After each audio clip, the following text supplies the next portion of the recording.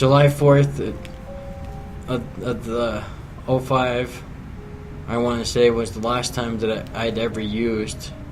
While I was sitting in jail, I was figuring on going to prison, and I was tired of being nothing and giving in to that monster inside of me and doing wrong to the people I cared about the most, and and stealing from them, that kind of stuff. My parents had also, at that point, they washed their hands of me and wouldn't have anything to do with me whatsoever, and they wouldn't even answer my phone calls or nothing. But there was still my granddad. I could always count on him no matter what. He was the only one that refused to give up on me out of all of them. And I called him, and he would talk to me regularly, and he kept me sane while I was in jail. And my son's dad had taken him, and because I was strung out, he did ask me what was wrong with me and if I needed any help. And of course I denied anything. I didn't admit to anything, and nothing was wrong. And so he lived with his dad, and I remember one time that my neighbor across the street came beating on my door, and I got up and I was like, well, what? What's going on? And she said that she had found Tyler all the way on Main Street. And it was a ways, and Tyler was only 2 at the time.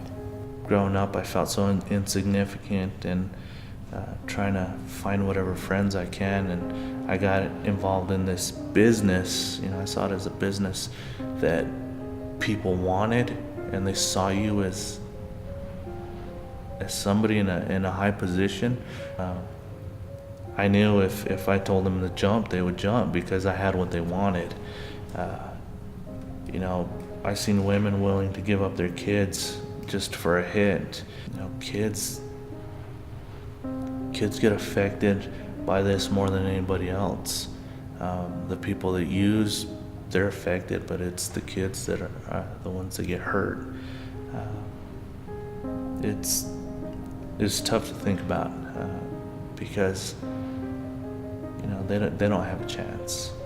The lifestyle of the drugs is definitely was not a good place for my kids to be. But all the people that was at my house, they didn't care I had kids. They came and went as they wanted to, and they shot up in the house, and you'd never know when you have people in your house shooting up. You never know when or where you're going to find a needle. That kind of lifestyle, and having your kids around, it's just too crazy. For everybody responsible for the little people.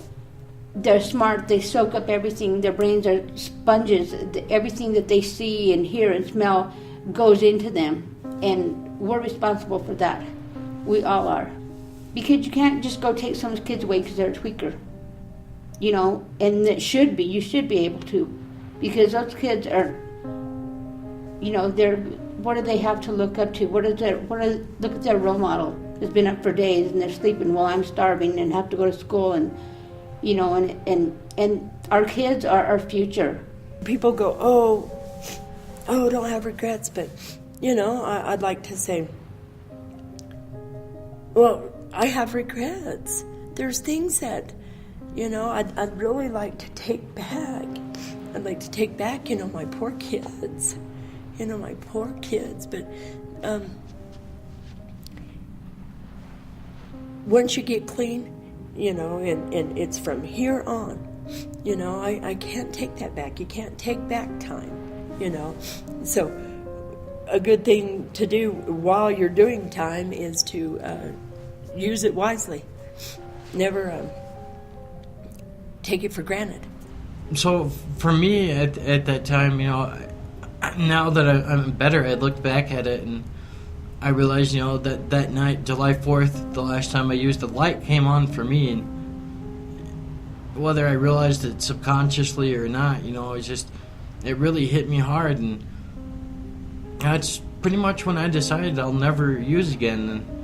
And through all the counseling that I attended, you know, I had an awesome counselor, Mark Broadway, and his door was always open for anybody, anytime that they need it. Sometimes I still go visit with him just to see how he's doing. He's a hell of a guy, you know, and that's kind of what I want to say is when your light comes on too, and you're ready to get help, there'll be people like me, like Mark, or, you know, NA, or just anybody. Reach out to someone. They can help you to get clean if you really want to get clean. You can't. Nobody can force you to get clean. You're the only one that can make that decision. When in being at the end of my using, I can't say the end of my addiction, because to me I'm always going to be an addict, and knowing that I have, and like even before when I knew my grandbaby was going to be born, and deciding that I'm not doing this anymore, I'm not going to be a tweaker anymore, I want to be in my grandbaby's life, and you know, and knowing this and making up my mind and waiting for it to happen, you know, and fighting with myself, and then finally it's like God works in mysterious ways. Something happens. So God has always saved me that way, when I least expect it. And the way He worked that time is a really good friend, also my connect, getting busted, coming to my house, and the cops coming to my house looking for him, and knowing that I was this close to going to jail again, and I was not going to do that to my kids again, ever again, period. The message I would give to a recovering addict is stay strong. You are worth more than what anybody perceives, and you have the willpower to stay off. After many years, I was able to stay off because of that strong will. So my message would be just stay strong. That there is something at the end of the tunnel. I'm on my way to a PhD, where everybody said I was worthless. Just stay strong. Don't give up. Overcoming a lot of things. Prison really helped me. I look at prison a total different way now, prison and jail. And so a lot of people, it's hard to see your family there, but if they weren't in jail, they might be dead. And so jail and prison is a better place, a place for people to heal from all the things that they've been doing themselves, but it's a lot better place to it's a better place to just overcome things. And so I've had a chance to rebuild the relationships with my kids, that they love me.